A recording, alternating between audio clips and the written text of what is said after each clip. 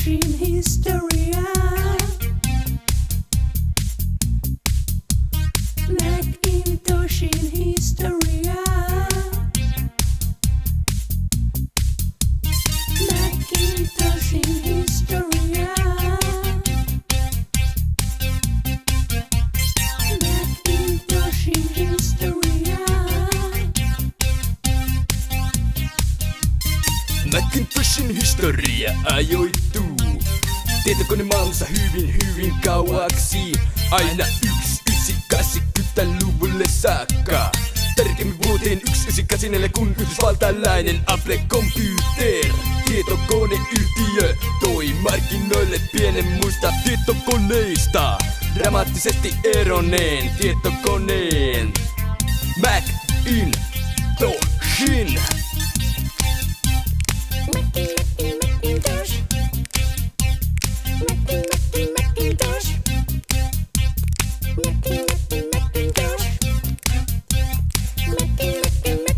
Steve Jobs ja Wozniak perustivät Applen vuonna 1976 ja vuosi sen jälkeen syntyi asia uus personal computer.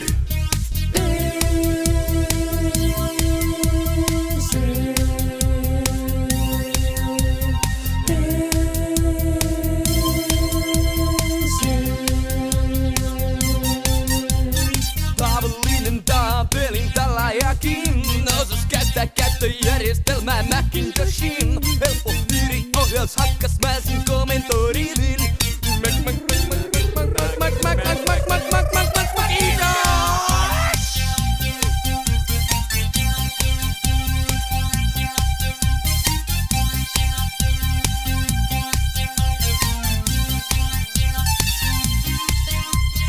Apple on ainoa tietokonevalmistaja, joka suunnittelee ja valmistaa tietokoneita aidosti koulun opettajien ja opiskelijoiden tarpeita ajatellen, ja ehkä sen takia Macintosh on aina ollut ja on edelleen suosittu tietokone sekä kodissa että kouluissa.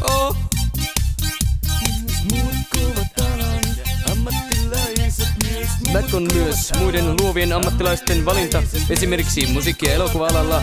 Applen kehittämä FireWire-liitännän sekä eMovie ja Final Cut Pro-editointiohjelmien ansiosta Macintoshin on erityisen suosittu digitaalisen videon editoinnissa. Macintosh on vahvasti myös taiteilijoiden ja muiden luovien ihmisten valinta, kuten myös tieteentekijöiden, vaikka Macintosh soveltuu lähes poikkeuksesta kenelle tahansa tietokoneen kanssa työskenteleville. Apple panostaa merkittävästi myös tietokoneiden ulkonäön suunnitteluun. Ja voikin sanoa, että Macintoshit ovat eräänlaisia design-tuotteita, joiden ulkonäkö on tyylitelty, hyvin tyylitelty.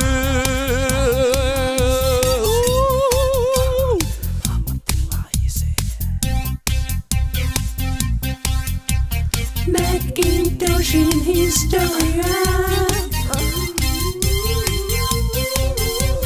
Macintoshin historia. Macintoshin